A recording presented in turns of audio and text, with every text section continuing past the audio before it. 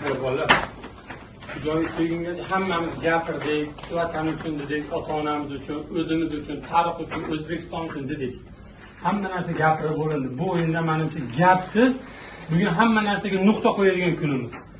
3-4 yildan beri birgamiz, hammamiz oilamizdan ko'p bir-birimizni ko'rdik yerda.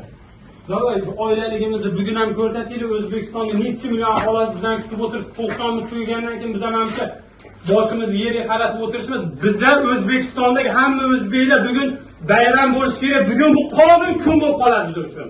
Hamma miyasiga sig'dirsin. Bugun bu kun tarixda qoladigan kun biz uchun. Faqat plyusga. Bizda bitta o'yin bor. Qatar bilan o'yin kerak emas bizga. Bugun hal qilamiz hamma narsani. Davay, hamma birga bo'lsak, bular bizdan kuchli emas hech qaysi. Olsin Braziliyadan, Portugaliyadan, boshqa joydan hammasi grajdan olsin.